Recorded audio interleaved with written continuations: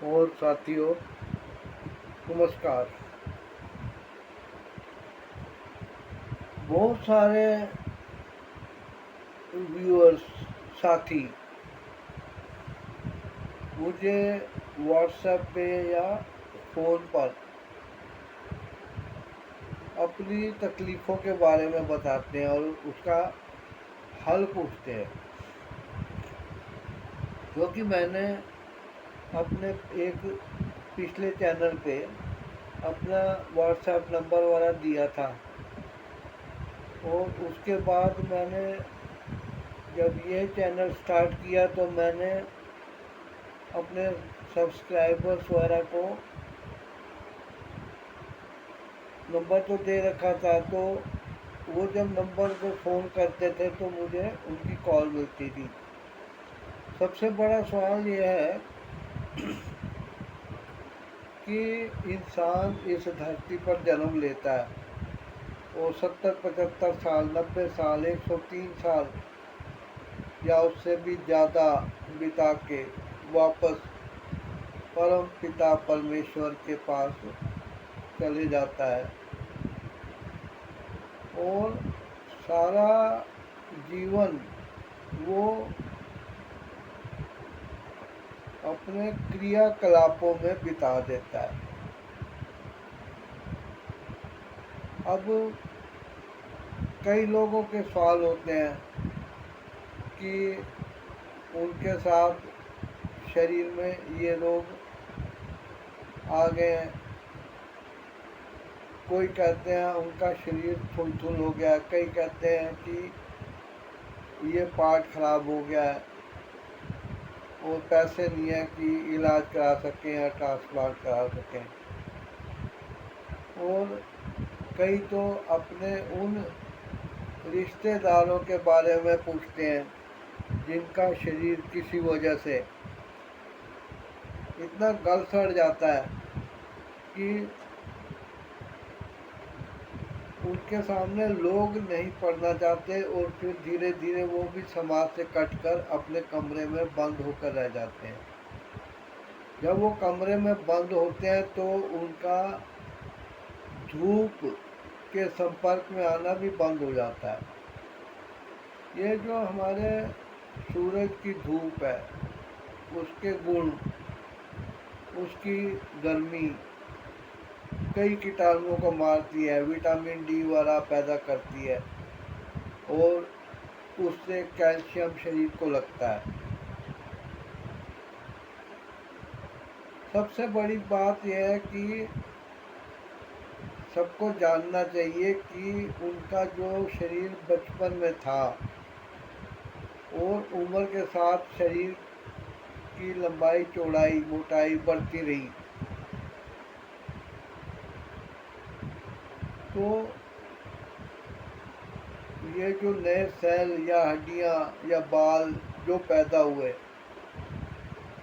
वो यही शो करते हैं कि उनके शरीर में जो सेल हैं, कोशिकाएं, वे ही बढ़ती हैं, जिससे कि शरीर की लंबाई बढ़ती है, हड्डियां लंबी होती हैं, मांस जो होता है वो ज़्यादा स्थान तक जगह घेरता है।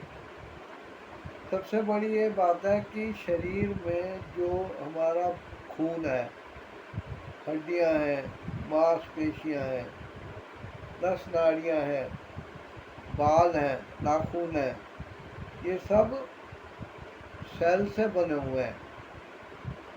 और सेल जो है वो हमेशा बने नहीं रहते।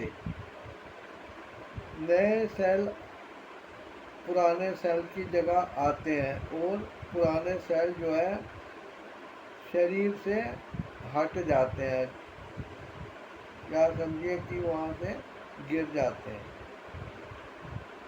जब नए सेल आते हैं तो शरीर नया बना रहता है, और यदि सेल चेंज होने का सिस्टम ना होता है या हड्डियों के सेल, तो हड्डियाँ आगे नहीं बढ़ती, और शरीर में जो चमक दमक और चीज़ें दिखाई देती है वो ना देती। तो इसी चीज़ का फ़ायदा इंसान को उठाना चाहिए। हर चीज़ की भगवान ने एक एज बनाई है, सेल की एज बनाई है, ब्लड के अंदर जितने कंपोनेंट्स हैं उनकी एक एज बनाई है। अब पानी ज़्यादा पीते हैं तो खून पतला रहता है, पानी कम पीते हैं तो खून गाढ़ा हो जाता है। चर्बी इत्यादि तेल वाला घी ज़्यादा खाते हैं तो खून में चर्बी की मात्रा बढ़ती है, कोलेस्ट्रोल आता है। ऐसे ही हम जो कुछ खाते हैं उसका जो रस बनता है वो भी शरीर को लगता है। हर सेल में एनर्जी के लिए वो पोषक तत्व जाते हैं और इंसुलिन उनको धक्का देकर सेल के अंदर जाता है, ले जाता है, जिससे कि एनर्जी ऊर्जा पैदा होती है, एक विस्फोट होता है और एनर्जी पैदा होती है। यदि हम इस चीज़ का फ़ायदा उठाएं कि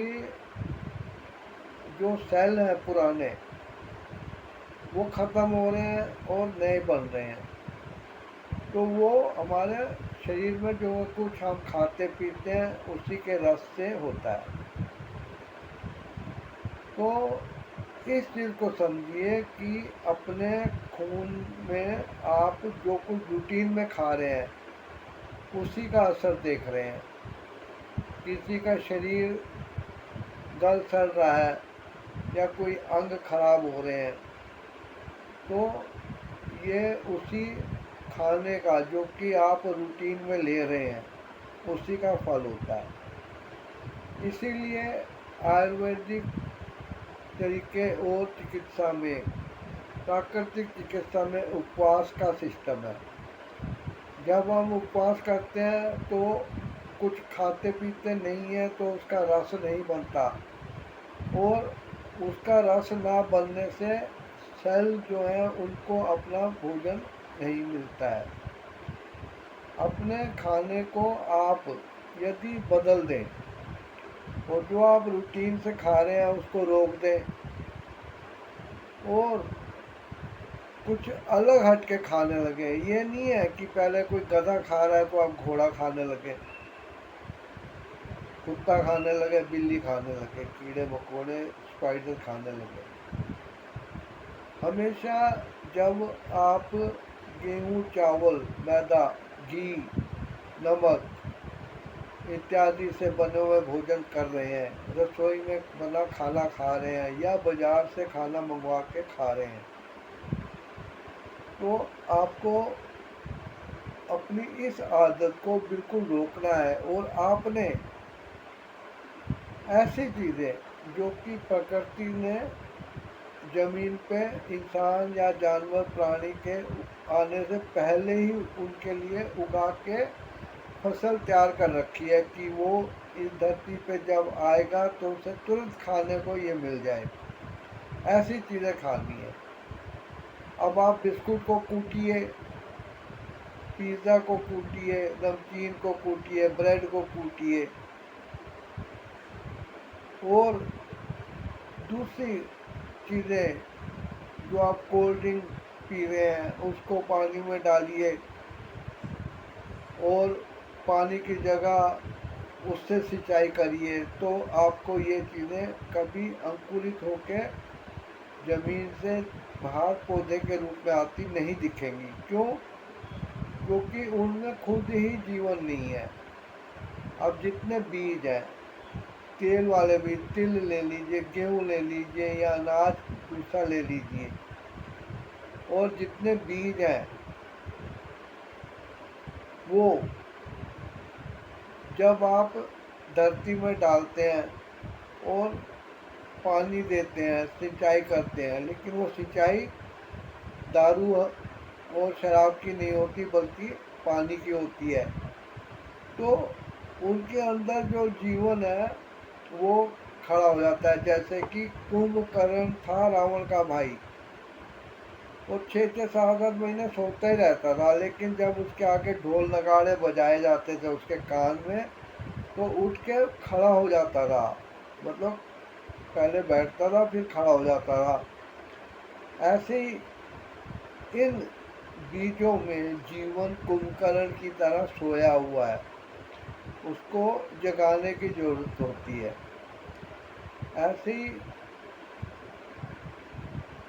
पेड़ पौधे, वनस्पति, जितने प्लांट बेस्ड चीज़ें हैं, घास हो जाएगी, झाड़ी हो जाएंगी, पेड़ हो जाएंगी, बेलें हो जाएंगी, और उनके ऊपर उगने वाले फल, पत्ते, कोंपलें, कलियां, फूल, उसकी जड़, उसकी छाल, ये सब भी एक जीवन से भरी हुई होती है। अब इनको यदि खाया जाए तो ये जो अंदर रस बनेगा वो एक जीवित रस होगा। और इसी के लिए भगवान ने ये चीज़ें बना रखी हैं, ताकि जो भी प्राणी इनको खाए उनको अच्छा पोषण मिले, और उसके रिजल्ट ऐसे हो कि जैसे जानवर जंगल में घूमते फिर रहे हैं, यहाँ पर वो घास खाते हैं, पत्ते खाते हैं, और 3 4 घंटे चलने के बाद जाके उनको पानी का सोर्स मिलता है और वो पानी पीते हैं। ये नहीं है कि वो जाते हैं नदी के किनारे लगे हुए घास पत्ते खाते हैं और तुरंत पानी पी लेते हैं।